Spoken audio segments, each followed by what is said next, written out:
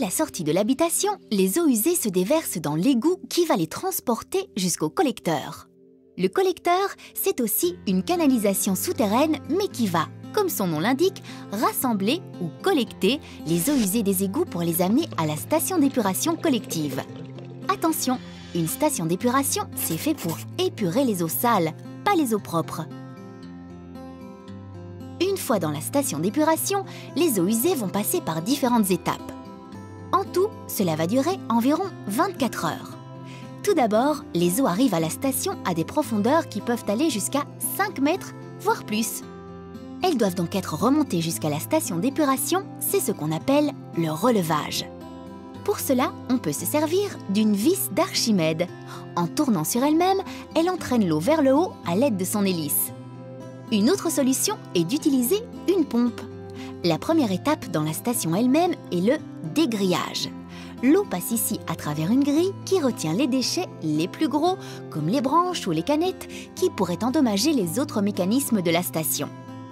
Ensuite, on retire des eaux usées des éléments plus petits en laissant reposer l'eau. Le sable ou les graviers, plus lourds que l'eau, tombent alors dans le fond et on les récolte. C'est le dessablage. Dans le même temps, les graisses et les huiles, plus légères que l'eau, flottent.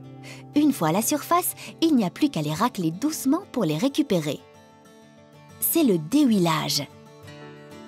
Le dégrillage, le dessablage et le déhuilage, on appelle ça le pré-traitement. Il reste maintenant à enlever des eaux usées la pollution dissoute, c'est-à-dire mélangée à l'eau. Cette pollution-là, on ne peut pas la voir, elle est microscopique. Ce sont alors de minuscules êtres vivants, les bactéries, qui vont s'en charger comme dans la nature. La différence ici, c'est qu'il y en a plus. Et comme ces bactéries ont besoin d'oxygène pour vivre, on injecte de l'air dans les eaux usées. On appelle cette étape le traitement biologique et le bassin d'aération. Les bactéries ayant absorbé la pollution qu'il y avait dans l'eau, il reste donc de l'eau épurée et des bactéries qu'il ne faudrait surtout pas rejeter dans le cours d'eau.